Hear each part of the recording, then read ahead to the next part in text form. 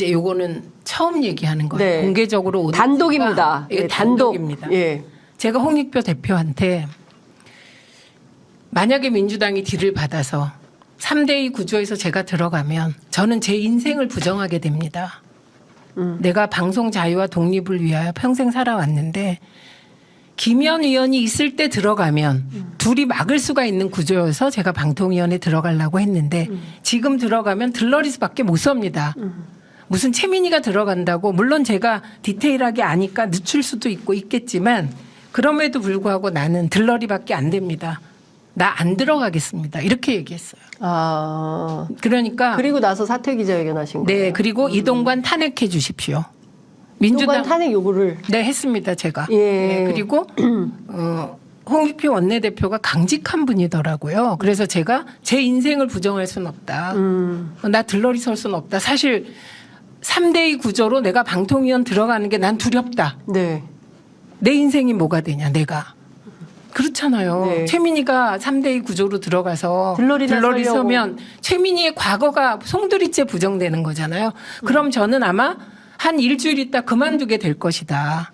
그러면 그게 정무직 공직자의 처신이 아니다. 그것도 국가기구를 무시하는 거기 때문에 나 안 들어가겠습니다. 이동관 탄핵해 주세요. 방송장악을 네. 민주당의 방송장악 저지를 민주당의 총선 슬로건으로 걸어주세요. 이렇게 말씀드렸습니다. 그리고 받으셨어요. 홍익표 대표가 네, 예. 전적으로 동의를 하셨습니다. 제 말에. 네. 이거 처음 얘기하는 거예요. 그러니까요. 아니 이제 지금 말씀을 들어보니까 민주당이 이동관 위원장에 대한 탄핵을 하게 되는 배경에 결정적 역할을 최민희 위원장이 하신 거네요. 탄핵을 요구하고 일종의 직을 걸고 네. 이동관 탄핵을 끌어낸 제가 만약에 사퇴하지 않았다면 예. 어떤 논의가 이루어졌을지 모르겠죠. 그런데 민주당 내에서 이동관을 탄핵하자 말들이 떠돌아다녔습니다. 제가 막상 그 길목길목 분들을 만나보면 아직 탄핵 사유가 안 쌓였다는 거예요. 내가 보기에는 합의제 행정기구를 독임제로 하는 것 자체가 탄핵 사유인데 네. 왜 이러고 있지? 그리고 지금 탄핵 사유가 한두 개가 아닌데. 네. 그래서 사실은 제가 막판에 직을 걸고 이동관 탄핵시켜 주십시오. 그렇게 말씀드렸어요. 네. 결국은 어찌됐든 탄핵이 안 되긴 했지만 여기까지 싸움을 끌고 오는데 원동력이 바로 이동관 위원장이 이 인터뷰 들으면 굉장히 열받으실 것 같은데. 아니 자업자득이세요. 화가 나실 것 같은데. 예, 그리고 나를 탄핵을 시킨 배우가 최민희였네 이런 생각을 할 것 같은데요. 아니 만약에 제가 나 네. 끝까지 들어가게 해주세요. 원내대표한테. 그럼 원내대표가 이동관 탄핵 카드를 못 쓰죠. 왜냐하면 물론 과거에 원내대표 했던 분이 방송 흐름을 좀 아는 분이 계세요. 그분은 제가 동의를 못 구해서 나중에 동의하면 이름 밝힐게요. 네. 제가 그분하고 방송통신위원 들어갈 때부터 계속 의논을 했는데 이동관을 탄핵시켜야 된다는 생각에 일치했어요. 늘. 네.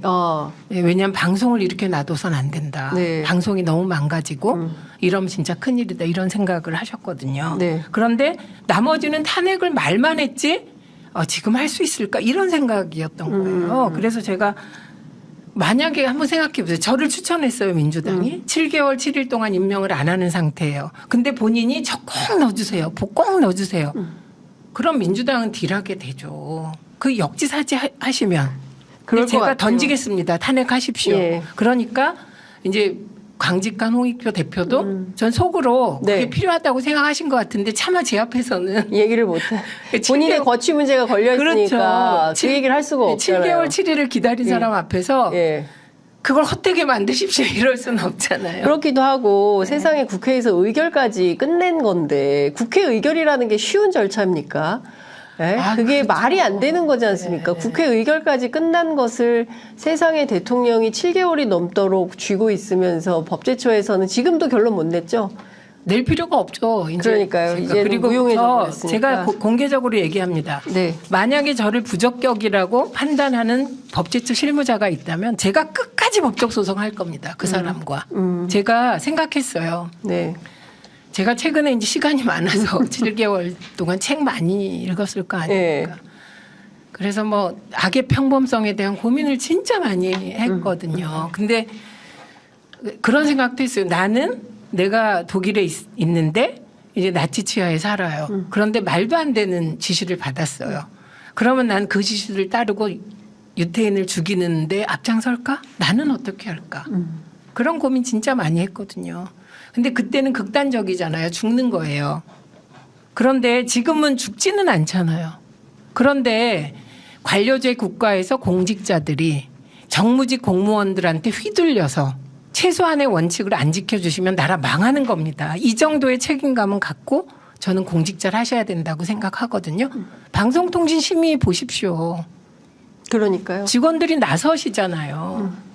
불이익을 감수하고 그리고 그 나서는 분들이 뭐 그렇게 제 말씀드린 평소에 투사가 아니라고 정말 열심히 일하던 그냥 평범한 공무원들이 이건 아니다라고 유일임 위원장한테 반기든 거거든요. 네. 그리고 노조까지 뜬다는 거잖아요. 네. 저는 정말 감사드리고 끝까지 제가 어디에 있든지 네. 힘을 싣고 응원해 드리겠습니다. 네. 방심이 화이팅입니다.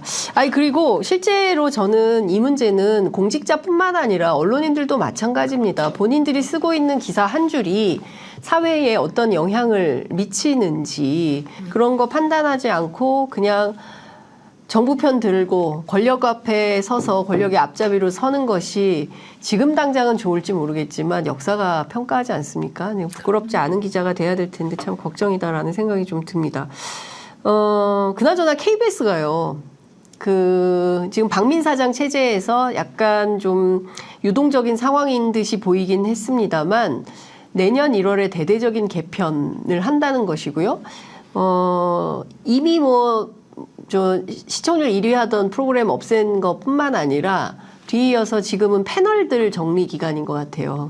패널들도 물론 저 같은 사람은 미리 그만두기도 했지만 이제 뭐 특별한 이유 없이 나오지 마라라는 얘기가 계속 나오고 있고 그리고 더군다나 편성 규약, 단협, 방송법 이거는 지켜야 되는 거잖아요. 사장이. 그러니까 KBS 구성원들을 어떻게 해야 믿습니다. 그 법적 소송 들어가고 싸워야죠. KBS 구성원들이. 예, KBS는 저는 지금 이 시점에서는 할 수 있는 모든 수단을 다해서 박민 사장 퇴출을 위해서 나서야 된다고 생각합니다. 예, 저는 KBS가 여러 인상적인 장면이 있는데 2014년 세월호 참사 때 네. 기레기라는 말이 그냥 나온 게 아니잖아요. 기자 스스로 기레기라고 한 거잖아요. 네. 그래서 기레기란 말이 나왔고 그래도 그때 KBS가 굉장한 반성을 했거든요.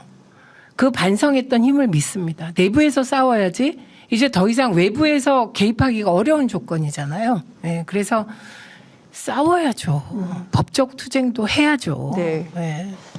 그리고 KBS도 응원하시죠? 그럼요. 그 김현 언론특보가 김현 위원을 자꾸 전 방통위원이라고 하면 안 되고 네, 이재명 대표 언론특보가 네.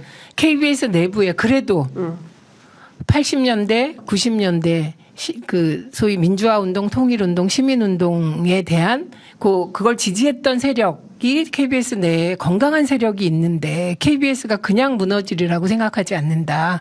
오히려 더 길고 끈질기게 내부에서 싸울 거다. 이렇게 얘기를 하더라고요. 네. 그리고 생각해 보십시오. 내부 사장이라면 얘기가 다른데 어디서 낙하산으로 날라온 사장 하나 퇴출 못하면 그럼 안 되죠. 어디서 날라온 낙하산 사장 하나 퇴출 못하면 그럼 안 된다. 라고 오랫동안 언론운동 해오신 선배가 말씀 주신 걸로 넘어가겠습니다.